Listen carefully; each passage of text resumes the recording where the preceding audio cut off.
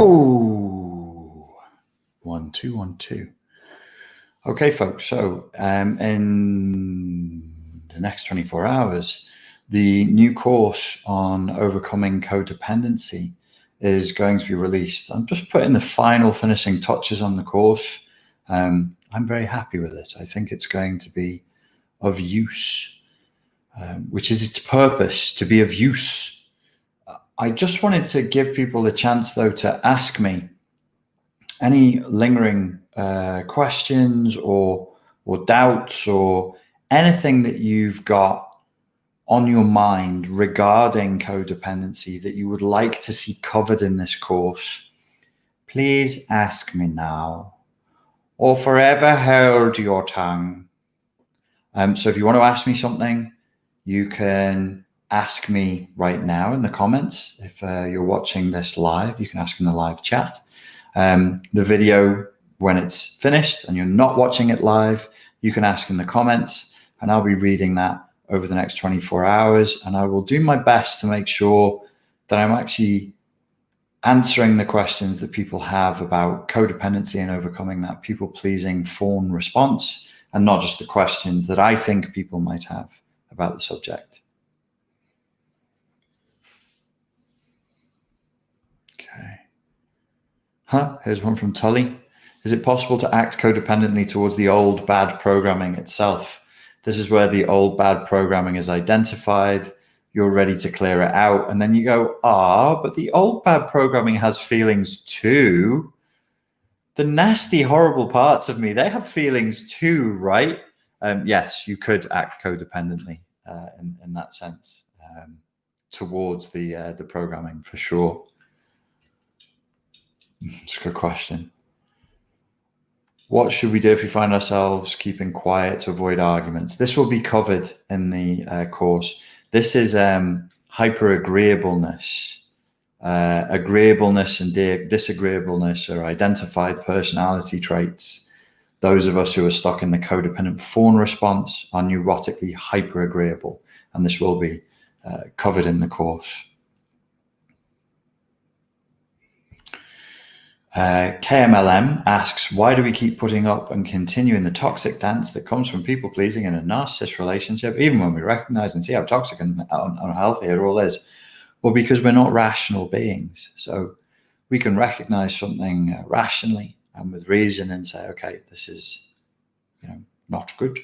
But awareness is not enough. We have to actually alter the unconscious programming, alter the unconscious rules that we're operating from, which is what this new course that is called Summoning the Self aims to do.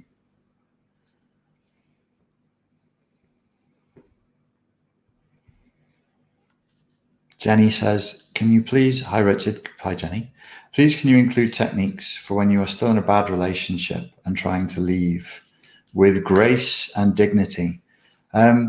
This course, if you achieve what this course sets out to do, and you actually do the course, you will find yourself being able to leave without being emotionally dysregulated. So you asked me, can I leave with grace and dignity? And I say, I can help you to leave without being emotionally dysregulated. I can teach you how to say no, free from emotional dysregulation, which amounts to the same thing, though it's not quite what you asked me. You will be able to. So what this course identifies as being one of the big problems that causes codependent patterns of behavior to keep showing up in our lives is that we don't actually really have a problem with other people, with external objects. We actually have a problem internally that we project onto external objects. Our problem is we can't deal with our emotions. We can't deal with our own negative emotions, and we can't deal with with what we perceive as being other people's negative emotions, or what other people's negative emotions would be in the future. So we're trying to guess, we're trying to head people off at the pass all the time. So once we've learned to deal with our own emotions, there's no need for a codependent pattern of behavior to play out.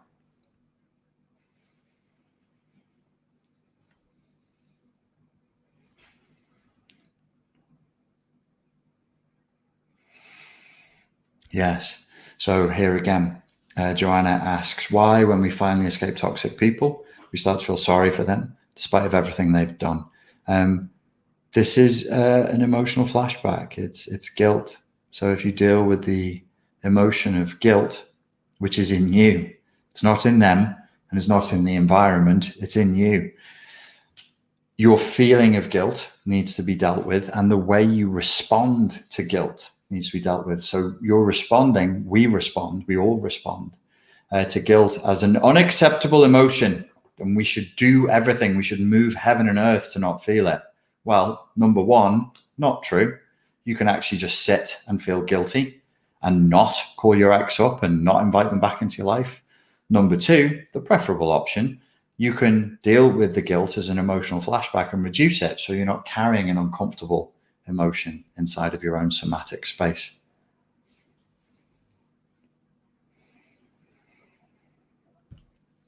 Is it possible to get the course with German subtitles? I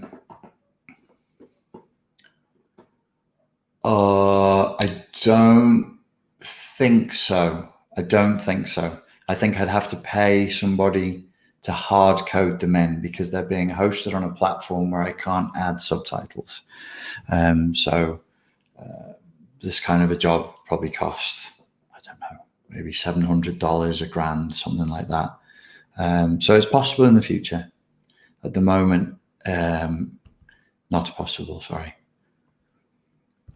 Shannon says, what step does one take to redirect the programming towards more positive programming? This is covered in the course. There are things that we can do to reprogram ourselves at the unconscious level. There's no point in me giving you conscious techniques. You won't remember them and it won't work. So this course only looks at how to reprogram at the unconscious level, our unconscious responses, because the codependency doesn't dwell in the conscious mind. We're not consciously choosing these things. We're non-consciously compelled to behave this way. So this course provides a number of techniques for reprogramming the unconscious. Daria asks, hi there, about codependent, how to helping others and not be addicted to it. Yes, if you overcome codependency, as this course will help you to do, then you would no longer be addicted to it. And then you could just do it authentically without needing to, without being addicted to it. You could just do it.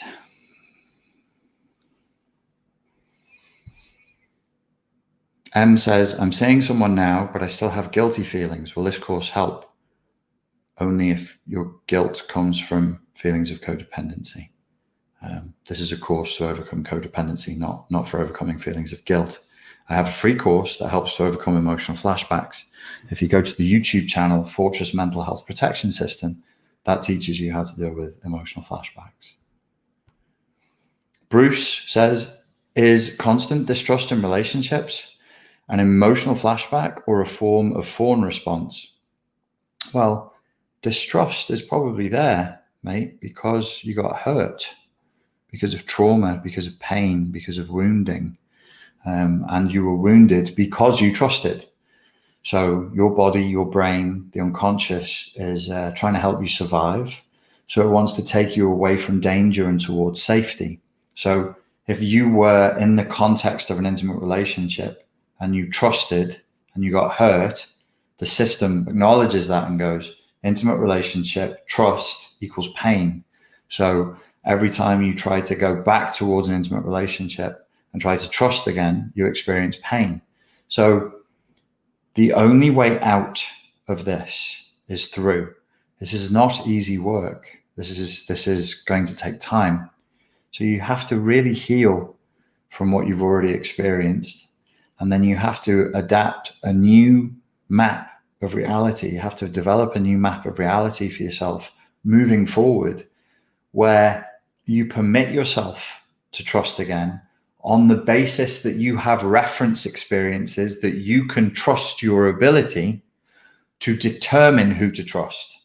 I will not repeat myself. I will just let people play that back. That's the key. I just gave you the key.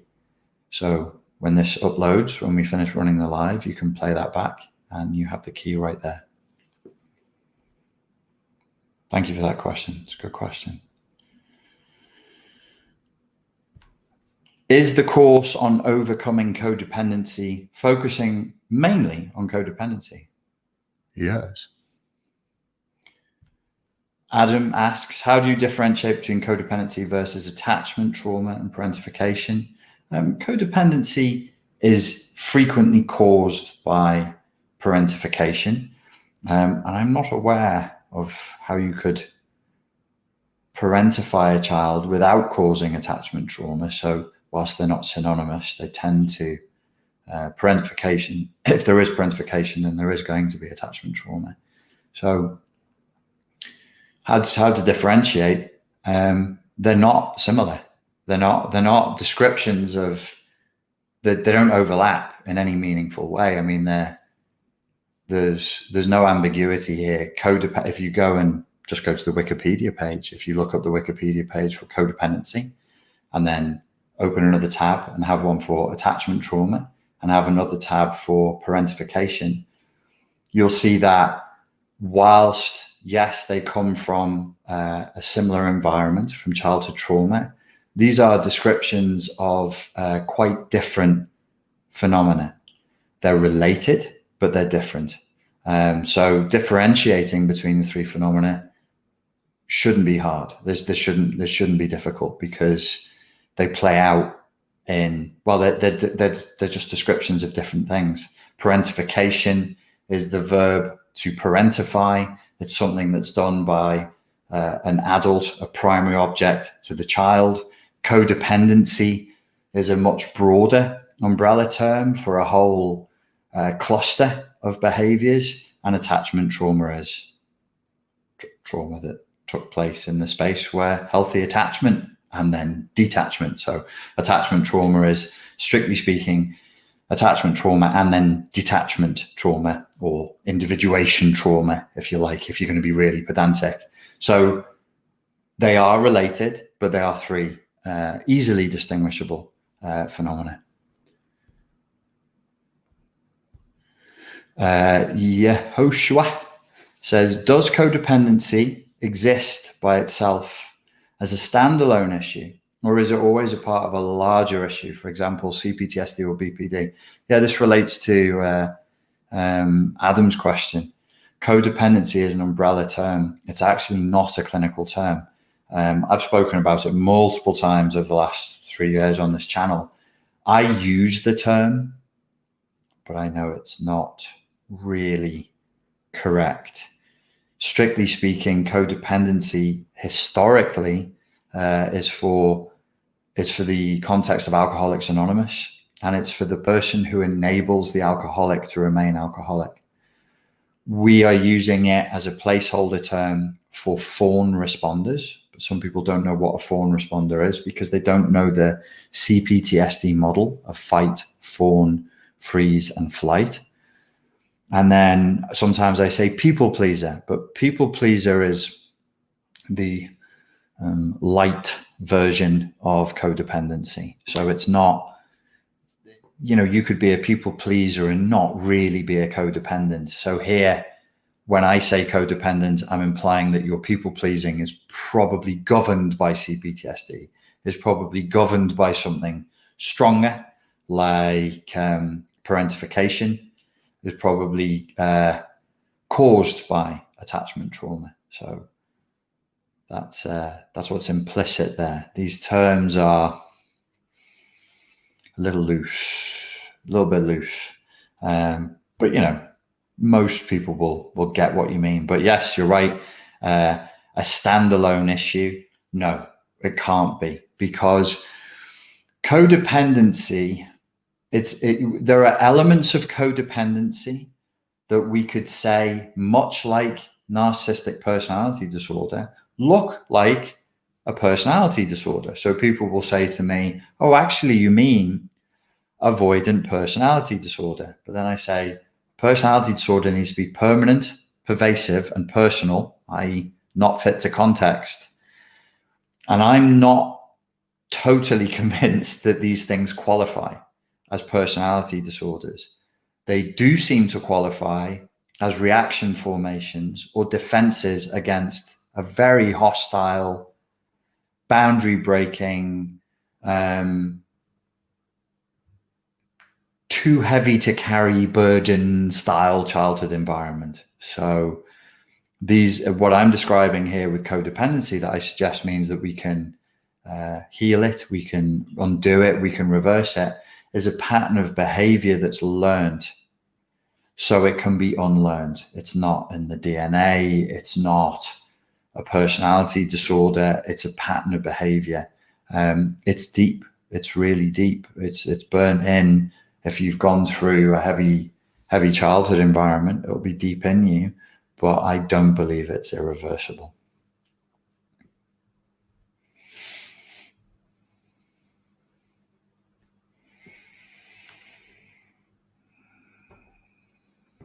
Sorry for wiggling the screen. I have to look for cuestiones. Estoy buscando las preguntas.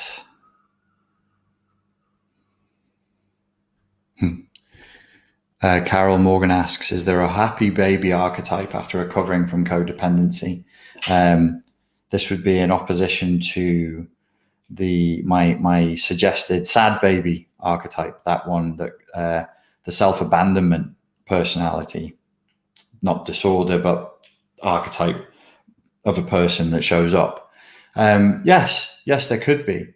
There could be the model or the archetype of an essentially satiated, fulfilled child with good enough parents who can cope with stress, who can ask for what he or she wants, who can pursue goals in a way that is not maladaptive, who can pursue goals in a way that is would be considered, psychologically healthy.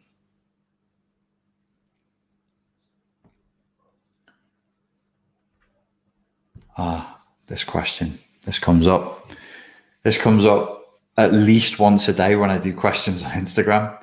So Jonathan asks, can there be people with narcissistic traits and cptsd, or should they be considered NPDs?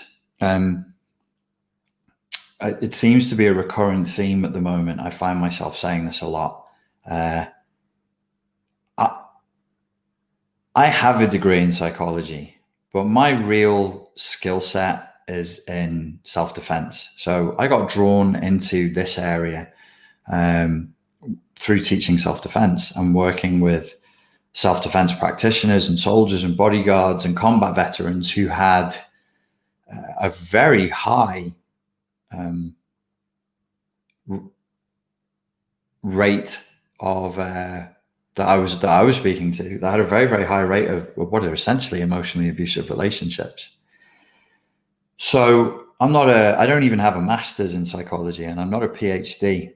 I'm not a professor, but I have spent 7 years studying this so that I can answer questions for people. Now, the reason for that preamble is just to say to you, say to everybody, this field, psychology, personality disorders, psychoanalysis, psychotherapy, counseling, it's a couple of clicks up the dial more complicated than any of us would want.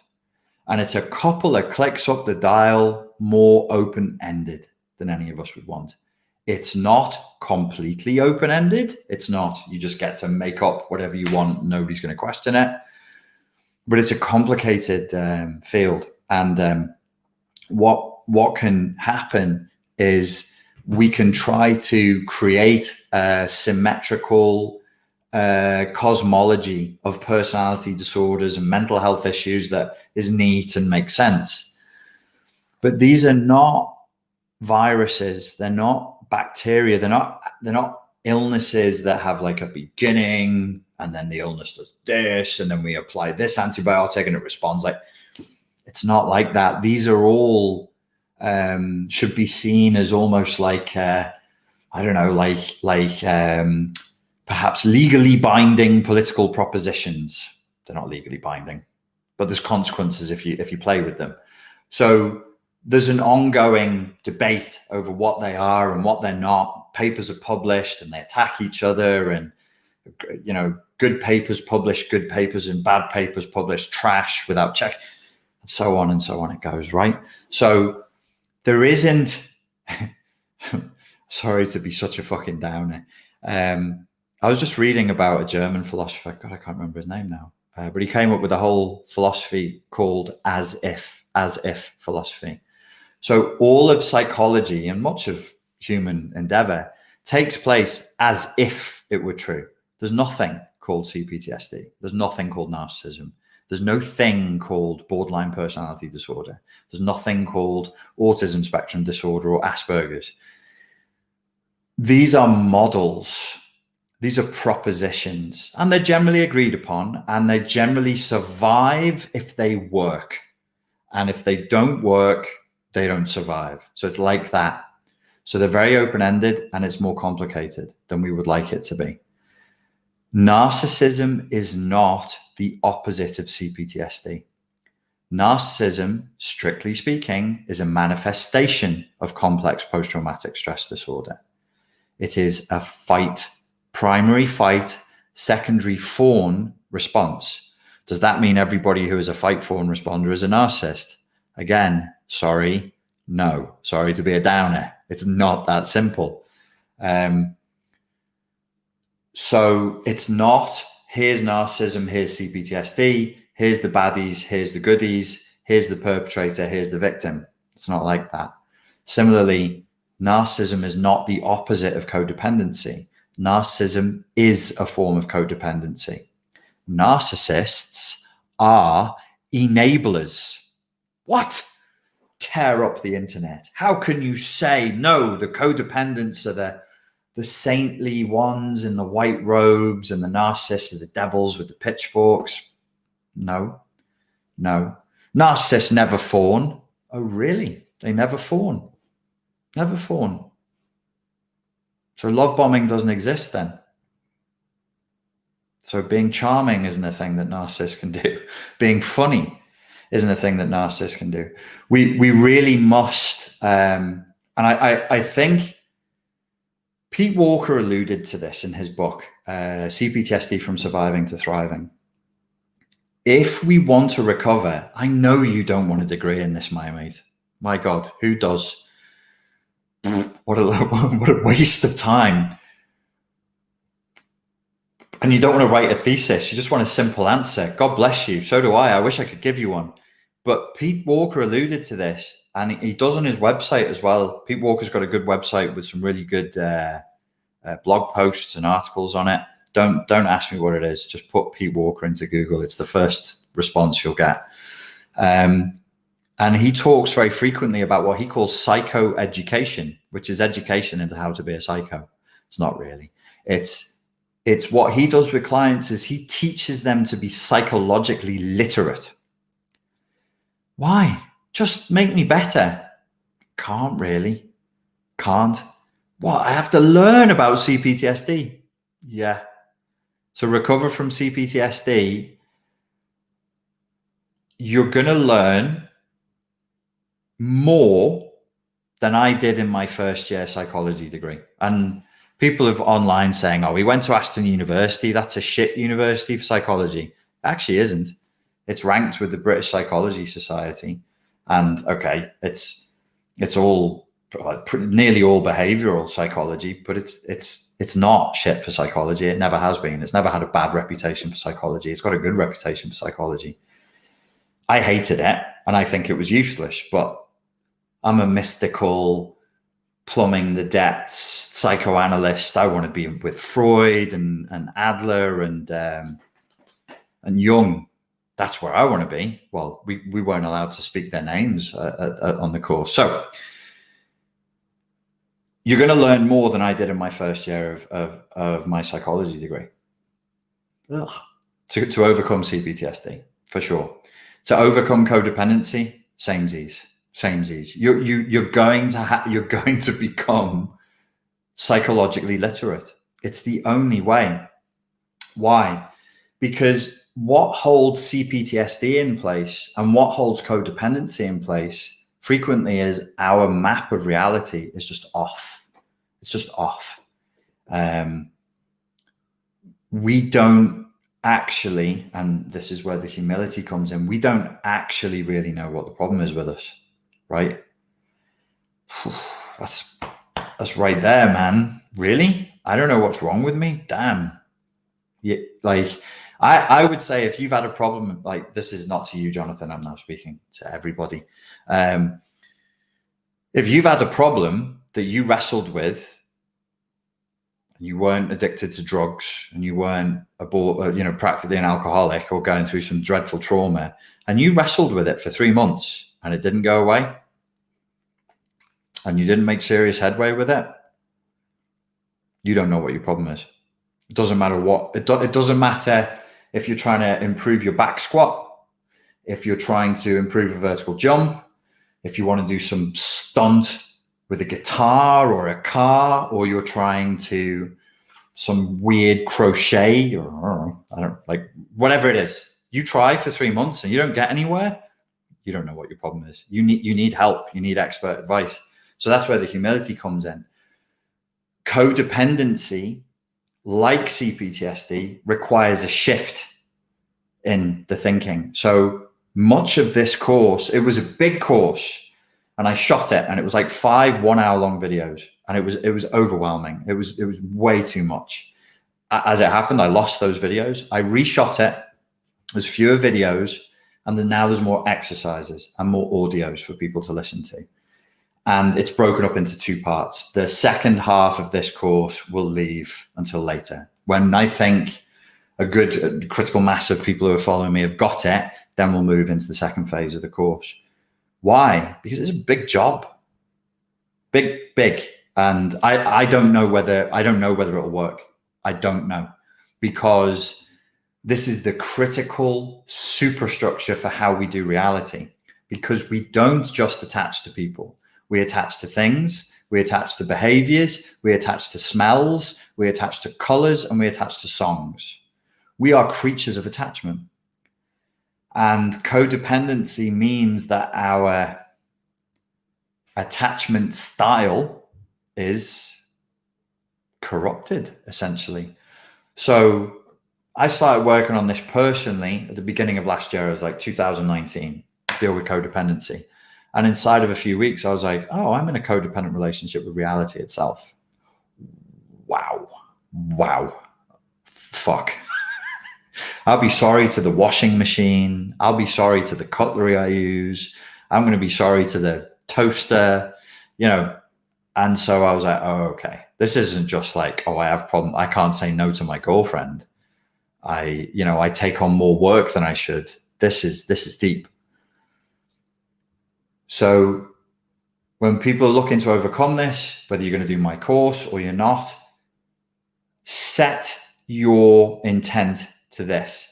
Your changing beliefs, your core view of reality. You may even have to challenge your whole sense of right and wrong, your whole sense of morality, because people blend and fuse and merge their moral system with the corrupted ideology of codependency. And they go, well, I know I'm a good insert religious denomination because, and then it's a bunch of childhood trauma that comes afterwards. I'm sorry. You asked me a simple question. So yeah, it's not so easy. Narcissism is codependency, and narcissism is a manifestation of CPTSD. They are not our opposites. So it's very tempting to create a cosmology, a map where you go, oh, you're bad, so I'm good. Because if the seesaw is down on your end, the seesaw must be up on my end. Like, the Egyptian world of the dead where they weigh with the feather. Like, how heavy is your soul? Is it lighter than a feather? If it's not lighter than a feather, you don't go to heaven. So we think if they're down, I must be up. They're not opposites. Our construct as codependents is symmetrical, is comparable, including, so for every 9 trait of narcissism, you'll have the symmetrical equivalent for codependency. So they're neurotically grandiose. So we'll be neurotically humble. They're neurotically arrogant. So we'll be neurotically self-effacing. They have a false self, which is predatory. We have a false self, which is to appear as the most meek prey, the most innocent lamb. Don't kill me. Don't get me, boss. I'm not worth beating, boss. Find the resistant, go for the proud one, boss. I'm not resisting you. It's a decoy. It's so it's not the same. And if we're going to talk moral culpability, obviously people who like narcissists and psychopaths do more crimes. They do more bad stuff. But codependents sow the seeds for a ground in which abusive relationships can very easily take root through our patterns of behavior. So your question, innocently asked, allowed me to deliver a half-an-hour lecture on how we all misunderstand psychology. It's not written in stone. It's being written in chalk. There's no hard and fast rules here. Not everybody would agree with me that narcissism is a manifestation of codependency, but I think if you have an understanding of codependency that is longer than a 5-minute YouTube video, you'll see that it is. They're not operating from an authentic self. They're operating from a false self that is entirely dependent on other people. So they must serve. You go, they don't serve. All they do is predate. Wrong. That's your perception as the beaten down, traumatized victim. They serve, they perform, they fawn predominantly. The barbs and the woundings that they absolutely do are, if in terms of a busy day for a narcissist, they're serving 98% of the time. Serving, fawning, enabling, in the sense that they're trying to project the false self. So when we say non-serviam, we think, oh, we're the opposite of what narcissists do. Narcissists also need to learn to say non-serviam. I'm not suggesting that that's a likelihood or a possibility, but they have the same job therapeutically that we do. Give up the false self. You're both, like, here's a narcissist, here's a codependent. You're both coming from falsehood. You are both traumatized. You're both terrified to be authentic because your authenticity was either punished or ignored at an age where that felt like death to you. You don't want to die, obviously. You want to live. So you're coming from a false self. So you must learn to be authentic. I live like this my whole life. It even impacts my relationship with things that aren't animate. It impacts my relationship with concepts. Like my relationship with psychology will be codependent. My relationship with philosophy, with martial arts, with whatever you want, will be codependent. Now, what we're saying is you have to undo all that. You have to change it. And you have to come back as the true self and then operate from there. Tall order. So we're going to try. Depan says, I have hit the like button. Well, good. I hope everybody else follows suit. The term codependency always feels elusive to me. What the F is it exactly?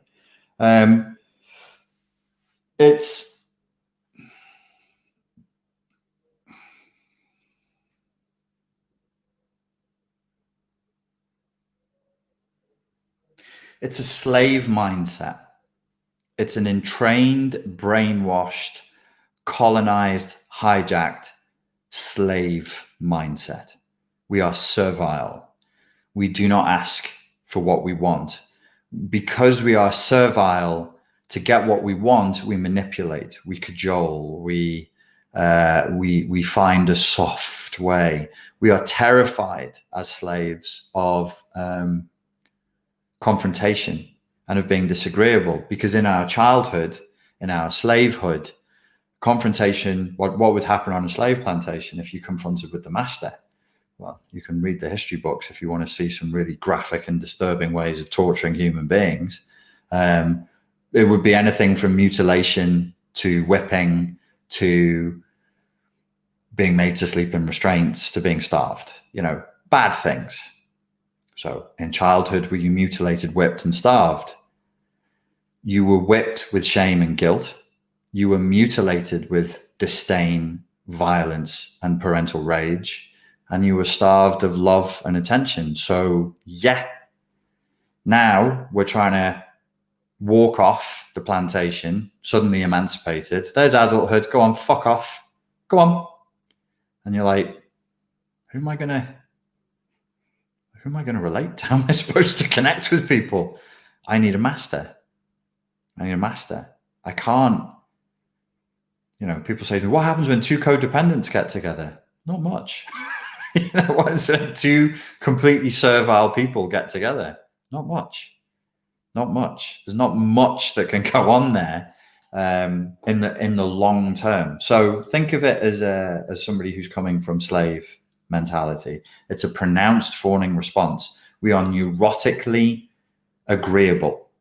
We're neurotically agreeable because we were terrified of conflict. And I don't know if we even live with the echo. It's so long ago. I don't know if we even live with the echo of the terror of conflict.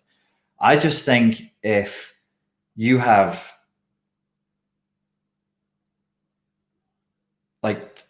say there's generations of monkeys who live in a cage or live in an enclosure, and 10 generations ago, any monkeys who went over and touched the red wall were electrocuted to death. No monkey 10 generations later would be alive who remembers what happens when you touch the red wall. Nobody's been electrocuted. There's no monkey corpses there. The bones are gone. The birds picked it clean. They're all gone. But we don't touch the red wall. Why not? Because we don't. We just don't. Do you know what I'm saying? So it's an echo of an echo of an echo of an echo, but it's about threat. And at root, our unconscious behavior is all about threat and safety. That's it.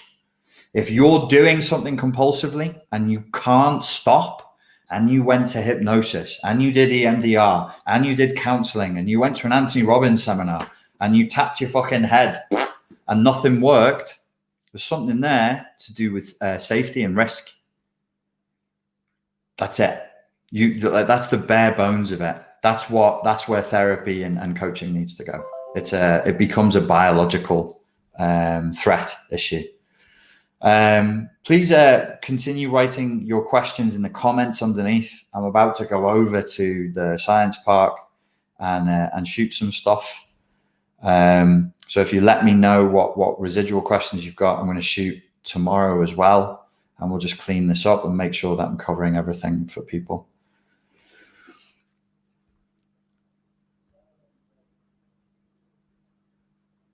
Girl, I'm like, what's his face shouting freedom?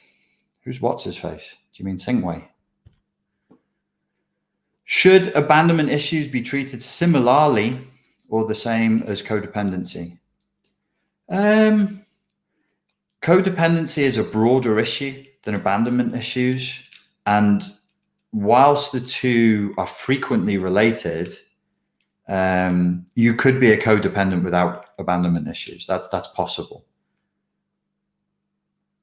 It's possible. It's theoretically possible. So you might miss. So no, abandonment issues, codependency, big super term. And abandonment issues would be subordinate to the term of codependency, because they are just issues around parental abandonment. Oh, just. They are issues around abandonment. There is just hypothesizing here. Don't know if it's in the mainstream literature or not. I actually think rejection issues are as important as abandonment issues and are as frequent as abandonment issues. So sometimes the parent abandons the child, and sometimes the parent doesn't abandon the child but rejects them. And they're very, very closely related, but these are things that must be explored.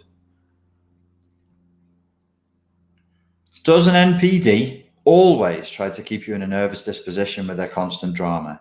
They should do if they're doing their job. They should keep you on your toes. They should keep you. It should be. With my ex, I used to say we do a drama a week. There's a major drama a week, and it keeps all the attention on her. There's always a new drama, at least once a week, and it's like a telenovela. A Latin American telenovela or a Spanish telenovela. It keeps all the focus on you. From one problem to the next, making you take a step back with any issues you might have that would take attention from them. Exactly. So you're constantly in a state of, so Pam just said they keep you uncertain. So one part of it is to keep you uncertain, to keep you in doubt about your own perception of reality. That's very important when you're seeking to victimize. Come, narcissists, let us discuss the good techniques to brainwash and enslave people. So you've got to keep the target uncertain of their own sense of self, and you need to keep the attention on you. Now, because our targets are dopes and dupes who just want to serve us, we need to keep feeding them their codependent supply. Their codependent supply is problems to be solved. That's what makes the nipples hard. That's what gets them off. Give them a new problem, a new problem, a new problem, a new problem, and they'll never realize what you're doing. And you can slowly just drink their milkshake whilst they're fighting to serve you and to fix all of your problems. That's what we do. We drink their milkshake. Eli, you boy. I went on for too long. And now it's just time to go. Drainage, Eli, you boy. Okay, that's it. Put your questions underneath this. It takes me half an hour to get to the science park. I'll read them, and then I'm going to do this again tomorrow. Drainage. Thank you for your time and your attention. That's the name of the new course. Drainage, Eli, boy. Thank you for your time and your attention, and I look forward to speaking to you all again very soon. Those of you who haven't seen There Will Be Blood will be bewildered, disturbed, and frightened. You sniveling ass.